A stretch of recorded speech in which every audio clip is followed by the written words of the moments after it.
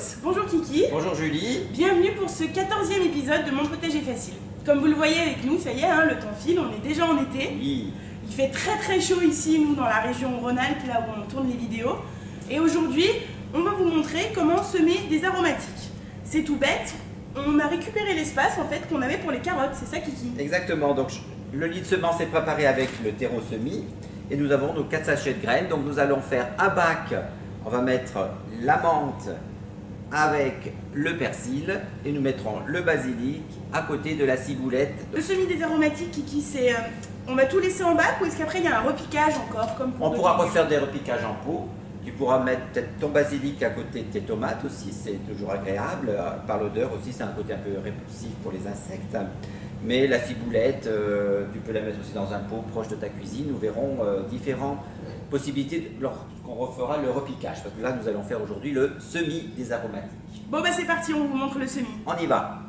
Donc ça y est Kiki, notre lit de semences donc, est prêt avec le terreau semis d'Elbar. Oui. Et là, donc on a notre ciboulette très fine danoise et le basilic marseillais.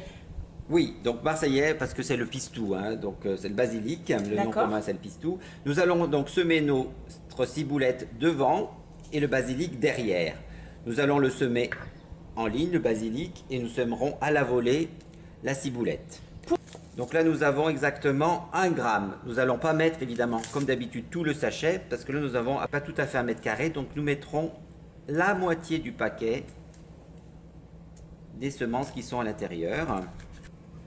Il faut semer profond les graines de basilic? Ah, très peu. C'est pour ça que je fais un petit sillon, même pas, tu vois, d'1 centimètre. Et je vais semer le basilic dans le petit sillon.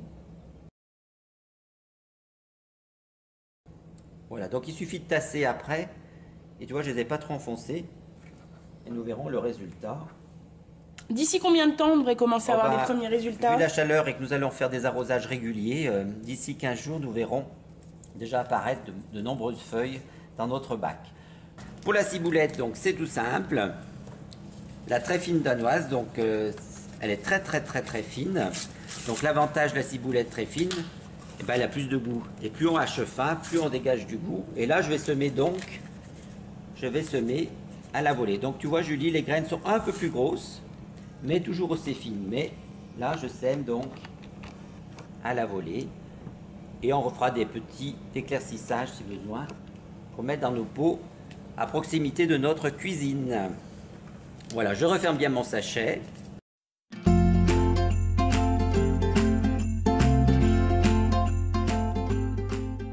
On va mettre notre petit aide-mémoire, donc notre persil et notre menthe.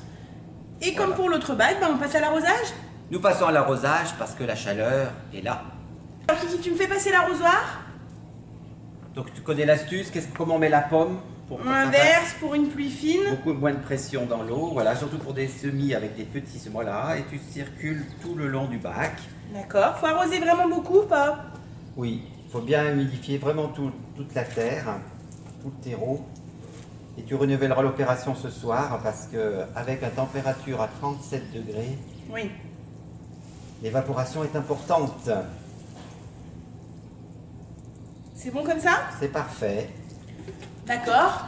Alors Manu, je pense qu'on a terminé pour aujourd'hui. Alors on vous donne rendez-vous d'ici quelques jours pour récolter les radis, 18 jours qu'on a semés la dernière fois. Bon jardinage à tous.